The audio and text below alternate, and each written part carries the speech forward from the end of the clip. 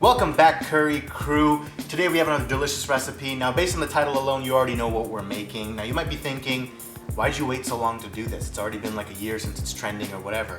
However, we waited for it to settle and now we are making it ourselves and we are going to elevate it. So today we bring to you the famous Tik Tok feta pasta, but taken up a notch. So without any further ado, let's jump straight into our video.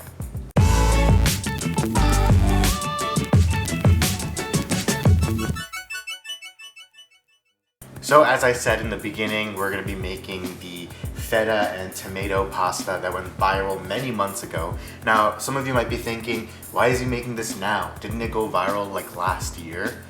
That is true. However, what we're going to be doing today is we're going to be adding a little bit of a twist to that viral recipe. Since the original recipe only called for tomatoes and feta, we're going to add in a few additional ingredients that are just going to elevate the dish a little bit more and make it a little bit more flavorful and have a few more components in there. So what we're going to do is we're going to get started. So the first thing we have is our cherry tomatoes, right? So we have 1 pint of cherry tomatoes and we are just going to add all of them into this baking dish. Simple as that.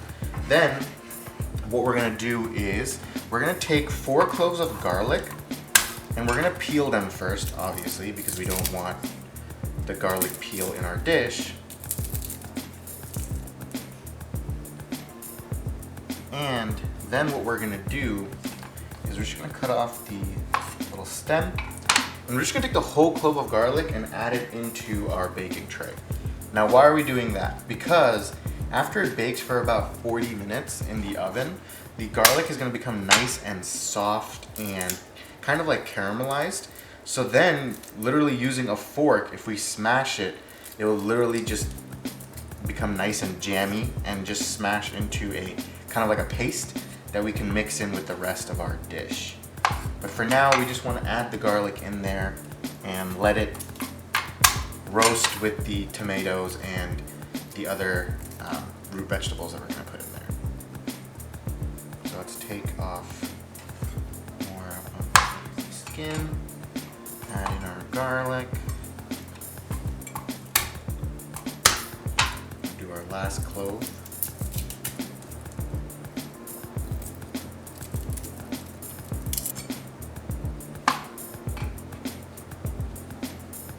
And next we have here half an onion. Now, you could either use half of a medium onion, or the other thing you could do is you could take a shallot and you could literally just take one small little shallot, cut it into like little quarters, and then add that into it as well.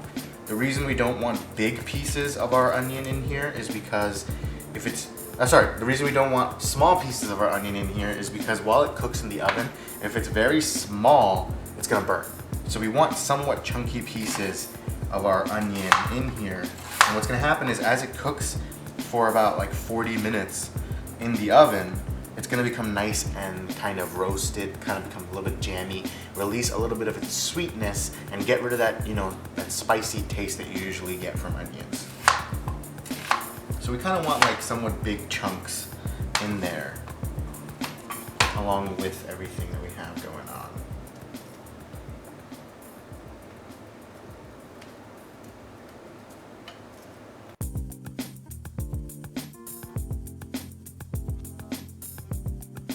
So we're just going to add our onion into our baking dish.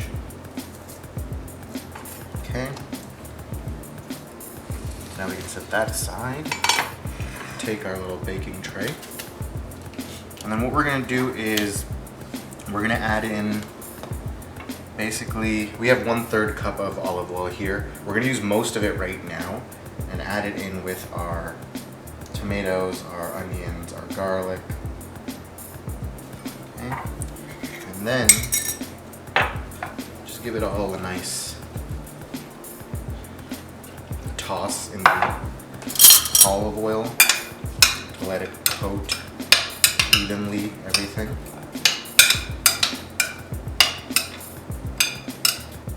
Okay. And then into this we're gonna add in some fresh herbs. So you can add in some dried oregano and parsley or dried basil. So what I have here right now is just a mix of dried oregano, dried basil, and like rosemary. So we're just adding in a decent amount of that. You could always add in some Italian seasoning if that's all you have as well. That's perfectly fine. Then we're gonna add in some crushed red chili flakes. We're also gonna add in some salt to taste. I'm using garlic salt just to add a little bit more flavor. And last but not least, we're gonna add in some fresh ground black pepper. Again, give it a nice mix.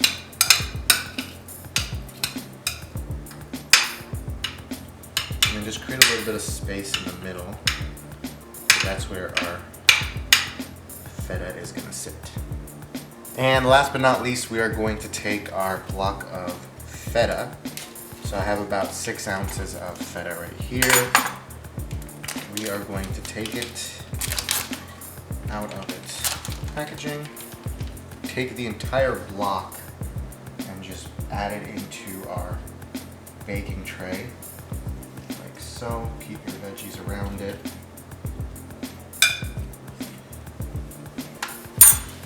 We're just gonna drizzle a little bit of olive oil on the feta itself.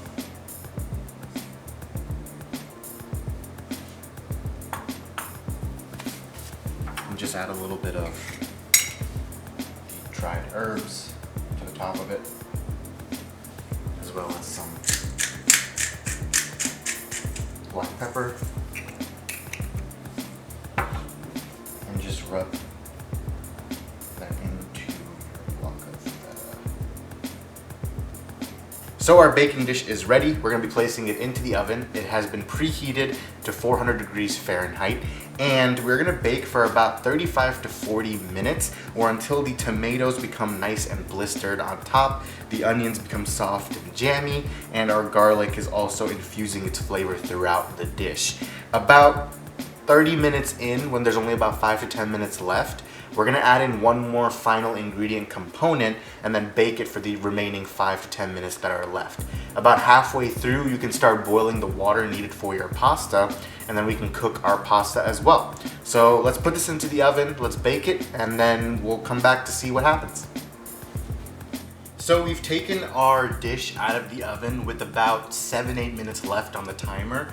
And as you can see, we're almost there. The onions have already gotten some nice and soft. The tomatoes are becoming a little bit more charred and blistered. So the last ingredient that we're gonna add in is some cut bell peppers. These are gonna give us some nice crunch, but the reason we didn't add them in the beginning is because they would become super soft by the time we would have taken it out of the oven.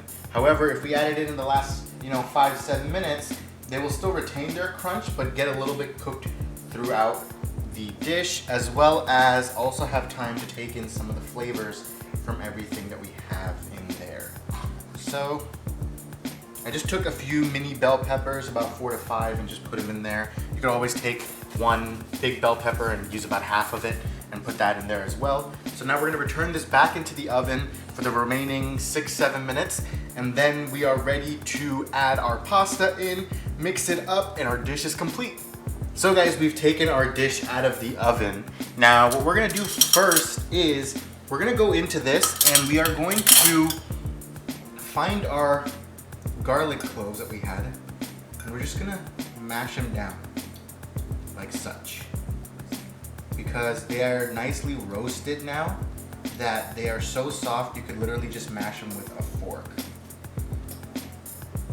and these will get mixed into our sauce. So mash those. There's another one right here. Mash that one, and then let's mash the feta a little bit. So essentially now we're gonna mix it together so we have our sauce for our pasta. It smells so delicious, guys. If you were here to smell it, oh my God. Now the one thing we're gonna add into this is we've saved some of the pasta water that we boiled our pasta, and we're gonna add a little bit of that in there because it will help bind the sauce together. And I'm gonna switch out the fork for a bigger spatula. everything. Now we're gonna take our pasta. Now I boiled some bow tie or farfalle pasta. Now if you don't have this, you can use ziti, you can use macaroni, you can use penne, whatever you have. I would recommend using something that is more bite-sized. So don't use like, you know, spaghetti or angel hair. Use something that's bite-sized and use something that maybe can give you a little bit more surface area to work with so that there's more for your sauce to cling onto. So now we're just gonna mix in our pasta. Okay, and then last but not least, you can top this with a little bit of Parmesan, as well as some dried herbs like oregano, thyme, parsley, basil. You can even use fresh basil if you have some, whatever you feel like adding on top of this. So I'm just gonna sprinkle in a little bit of Parmesan on top. And there we have it, guys, our delicious pasta with feta, tomato, onion, peppers. It's done. It was super easy to make. It only took about 20 minutes to prep, 10-20 minutes to prep, about half an hour to 40 minutes to cook, but most of it was just, you know, dump everything in a bowl, bake it in the oven, and you're good to go. So what we're gonna do now is, final touches is to just taste it. You know, let's get a tomato, let's get an onion.